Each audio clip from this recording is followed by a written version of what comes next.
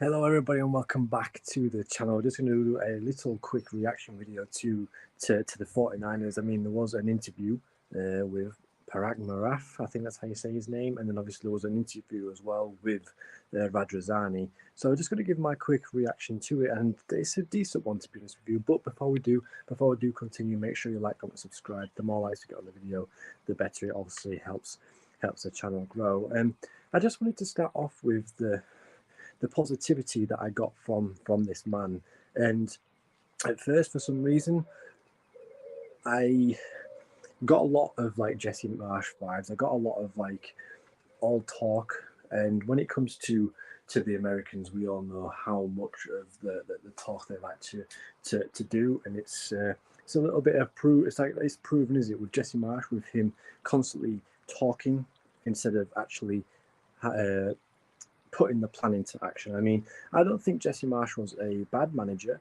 I don't really think he was suited for the Premier League. But when it comes to the Americans, I think sometimes they come a bit over the top. But from the interview himself, from the Leeds United board himself, it was very positive, and I'm very excited for the Leeds United future. I mean, from listening to him, from listening to the plans, from in a sense and analysing his interview with Leeds United, he pretty much said that with the deal with Radrazani in the Premier League, it was pretty much set. They was going to buy the club for around about 400 to 500 million pounds. So they had a package in place. They had a package ready for the Premier League. They had a package ready for the handover of Leeds United. But of course, with going down to the Championship, there was a lot of different rules, especially when it comes to the financial side of things. And with the likes of like Rodrigo, Rocker, Koch, Hansen, these players on huge wages, it makes more sense when they had to be sold or to be sold out on loan, because obviously with the EFL rules, you had to like cut the wages, you had to cut down the finances by quite a bit. And it was just goes to show, doesn't it, that Leeds United had to sell or get rid of these players before they could buy. And it was exciting when Ethan Ampadu transfer rumor came true, because then it gives gives the incentive that the deal is done. His plans for Leeds United himself, he wants to take them forward, and he wants to take them as big as they can, because he was going on about the similarities of the San Francisco 49ers and Leeds United, and with like the heritage and the history, and I guess like the one club county, or one town club, shall we say. And he was pretty much going on about like the 49ers had a huge history. They had loads of titles. And it's the same with Leeds United. We was a big club back in the day. And the passionate fans, the stadium, everything being like run down, everything being run like it shouldn't have been done. He liked that. He likes the passion. He likes the thrill of the game. He is a passionate merchant. He pretty much said that in his interview, and it's nice to see, because obviously we need a guy who's going to be interested in actually playing the game, should we say, not one of these chairmen who's just going to splash loads of cash for no reason. And with the amount of investors at Leeds United, I'm very happy with how things are going out right now. And he just comes across like such a humble guy. Whereas like Radrazani, when he was doing his interview, it seemed to be all about, oh, poor me, victimize myself type of thing. I guess I have to give credit to Radrazani, because obviously he wouldn't have, if it wasn't for him and being able to structure the club and being able to bring in Marcelo Bielsa, we wouldn't have obviously experienced the 3 years in the Premier League like we did.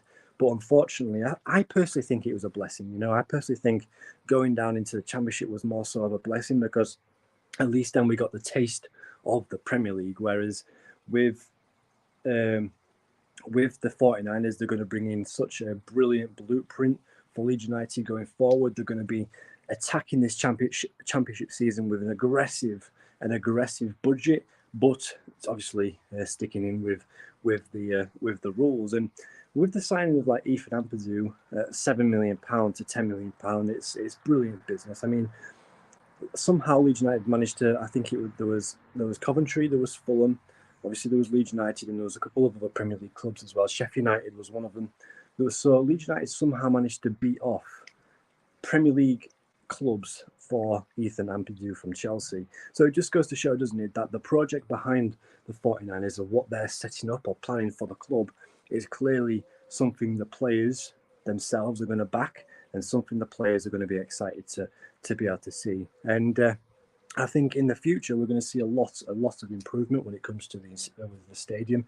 And he did mention that. He did mention that the stadium is like a temple. He said it's like where all the people gather, where all the religious things happen, and I guess it's like a safe space for the Leeds United fans, or for any sports fans. So he said he wants to make Leeds United into a fortress. He wants to make it more into a suitable living standard for the fans, and I'm excited to see what the plans are. He did come out and say that he's going to extend the